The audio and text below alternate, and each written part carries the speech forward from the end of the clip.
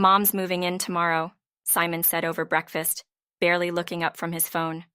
I paused, stunned, my coffee cup halfway to my lips. What do you mean, moving in? He sighed, as if it was the most natural thing in the world. She's coming to live with us. I told her we'd make it work. My heart started racing. You told her? The panic was creeping into my voice, and I could feel the room shrinking around me. Simon, we don't even have space. Where is she going to stay? Without a hint of hesitation, Simon replied, You can clear out your workroom. It's only temporary until we figure things out. It felt like the air had been sucked out of the room. Clear out my workroom? Are you serious? This is our home, Simon. We didn't even talk about this. Simon leaned back, crossing his arms. I pay the rent, Tanya. I make the decisions. Besides, this is my mother we're talking about. We owe her. The words hit me like a punch in the gut. My workroom was my sanctuary, the one place in the house where I could breathe, where I could be myself. And now, just like that, Simon was taking it away. But what could I say? He was stubborn, always had been, and once his mind was made up, there was no changing it. My name is Tanya, and I'm 34 years old. I run a small general store on the edge of town. It's nothing fancy, just a modest little shop that caters to the local community. People come in for their daily groceries, a cup of coffee, or sometimes just to chat. It's the kind of place that feels like home, where you know everyone by name. I love it. The shop is my life, my escape from the chaos that sometimes fills my home. Simon, my husband, works in sales at an IT company. He's ambitious, always chasing the next big thing. He's the kind of man who sets his sights on something and doesn't stop until he gets it. I admired that about him when we first met, but over the years it's become exhausting. He's always moving at a pace that leaves me breathless, never stopping to consider how his decisions affect the rest of us. Are you still cleaning? Simon's voice snapped me out of my thoughts. We're leaving soon. You're going to make us late. I glanced at the clock. We're just going out for a family day, Simon. A little delay won't hurt. He shook his head, clearly annoyed. You always say that. You need to start managing your time better. I bit my tongue, not wanting to start another argument. Simon's always been like this, rushing through life like there's a clock ticking down that only he can hear. But I've learned to manage him in my own way, letting his frustration wash over me like water off a duck's back. It's not that I don't care. I care deeply. But I've realized that arguing with Simon only leads to more frustration. So I stay calm, let him think he's in control, and keep things running smoothly behind the scenes. But this thing with his mother, it was different. It wasn't something I could just brush off. The idea of her moving in, of losing my personal space, was too much. But Simon had already made the decision, and I knew there was no changing it. That night, after Simon went to bed, I sat alone in my workroom, staring at the shelves filled with my notebooks and sketches. This was the place where I could unwind after a long day at the shop.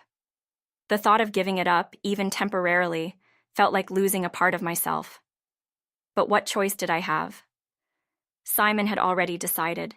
His mother was coming, and there was nothing I could do to stop it. The next morning, I woke early, my stomach churning with anxiety. I had barely finished my coffee when I heard the doorbell ring. My heart sank as I opened the door to find Simon's mother standing there, dragging a large suitcase behind her. Usually I bring more, she said with a forced smile. But this will have to do for now. I forced a smile in return. Let me help you with that. As I dragged her suitcase into the house, I couldn't help but feel the weight of it. It wasn't just the physical burden, it was the emotional one too. This was it. She was here, and everything was about to change. The first few days were awkward, to say the least. Simon's mother, let's call her Carol, was polite but distant.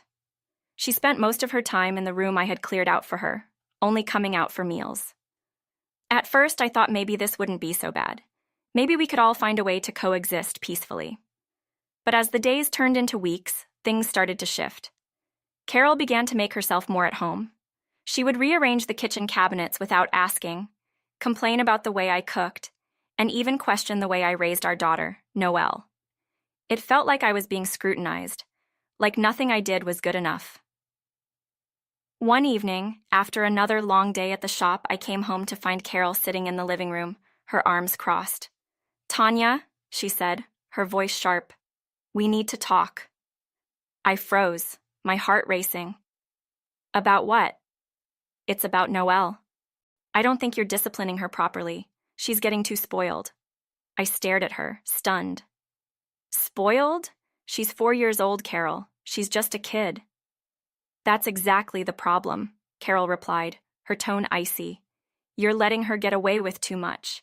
Kids need structure, discipline. I'm just trying to help." I clenched my fists, struggling to stay calm. "I appreciate your concern, but Noelle is my daughter. I'll decide how to raise her." Carol's eyes narrowed, and I could feel the tension rising between us. "You're too soft on her, Tanya. If you don't start disciplining her now, she's going to grow up with no respect for authority." My blood boiled. I wanted to scream, to tell her to back off, but I knew that would only make things worse. So I took a deep breath and forced a smile. "I'll keep that in mind," I said, turning to leave the room before I said something I'd regret. As I walked away, I could feel her eyes on my back, and I knew this was only the beginning. The tension between Carol and me grew with each passing day. She found fault in everything I did: how I ran the household, how I managed the shop, even how I spent my free time. It was like living with a ticking time bomb, never knowing when she would explode. Simon, of course, was oblivious. He worked long hours, and when he was home, he seemed content to let his mother run things. Whenever I tried to bring up how uncomfortable I felt, he brushed it off. "She's just trying to help, Tanya," he'd say. "She means well." But I knew better. Carol wasn't just trying to help, she was trying to take control. And the worst part was, Simon didn't see it. He always took her side, leaving me feeling more and more isolated in my own home. Then, one evening, things came to a head. It was a quiet night. Simon was working late, and I had just put Noelle to bed. I was cleaning up in the kitchen when Carol came in, her expression unreadable. "We need to talk," she said, her voice low. I turned to face her, my heart sinking. "About what?" She folded her arms across her chest. "About your father-in-law." I blinked, caught off guard. "What about him?" Carol's eyes darkened. "You went behind my back, didn't you? You asked him to stop me from visiting so often." I felt the blood drain from my face. I didn't. "Don't lie to me, Tanya," Carol snapped, her voice rising. "I know you did. You told him I was a burden. You didn't have the guts to say it to my face, so you went behind my back." I opened my mouth to protest, but the words wouldn't come. I had asked my father-in-law to intervene, but I never meant for it to come out like this. Carol took a step closer, her eyes burning with anger. "You think you can just get rid of me? You think you can push me out of my own son's life?" I shook my head, my voice barely a whisper. "That's not what I meant." "Oh, isn't it?" Carol sneered. "You've been trying to drive a wedge between me and Simon ever since we moved in. But let me tell you something, Tanya. You won't win. I've been in Simon's life far longer than you have, and I'm not going anywhere." I felt tears sting my eyes, but I refused to let them fall. "I never wanted to come between you and Simon. I just wanted some space." Carol laughed bitterly. "Space? You're living in my house, Tanya. Don't forget that." Before I could respond, Simon walked through the front door, his eyes widening as he took in the scene. "What's going on?" he asked, his voice full of confusion. Carol turned to him, her face softening in an instant. "Nothing, dear. Tanya and I were just having a little chat." I could see the manipulation in her eyes, but Simon didn't.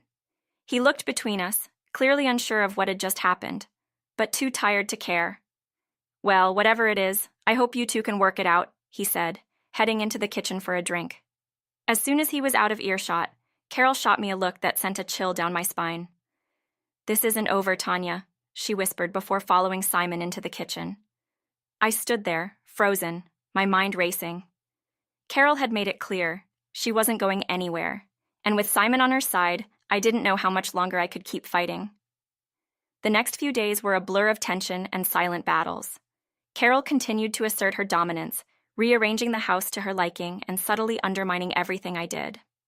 Simon remained blissfully unaware, always siding with his mother whenever there was a disagreement. But the final straw came one evening when I found Noelle crying in the storage room. I had been at the shop all day and returned home later than usual.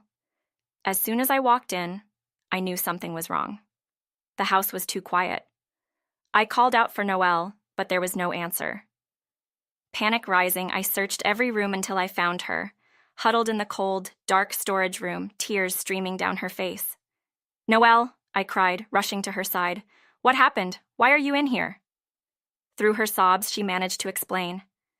"Grandma said I had to sit in here because I wouldn't eat her soup." I felt a surge of anger like I'd never felt before. How could Carol do this? How could she lock a 4-year-old child in a storage room as punishment? I marched into the kitchen where Carol was sitting at the table, sipping tea as if nothing had happened. "Carol," I said, my voice shaking with rage, "how could you lock Noelle in the storage room?" Carol didn't even flinch.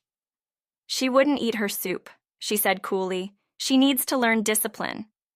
"That's not discipline," I snapped. "That's abuse. You can't treat her like that."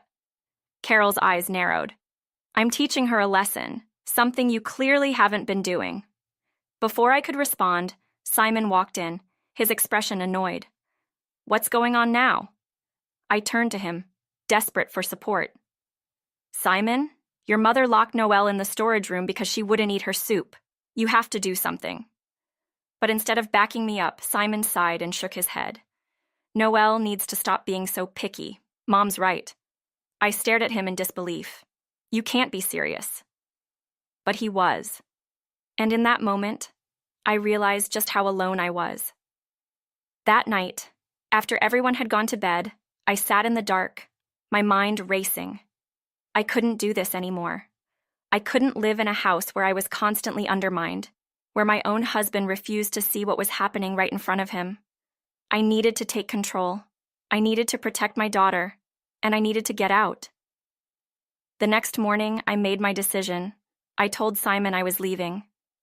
"This is my family home," I said, my voice steady. "And I won't let you and your mother push me out. You two can leave." Simon looked at me, stunned. "You can't be serious." But I was. For the first time in a long time, I felt strong. I wasn't going to let them control me anymore. And as I watched Simon and Carol pack their things and leave, I felt a sense of peace wash over me. This was my home, and I had taken it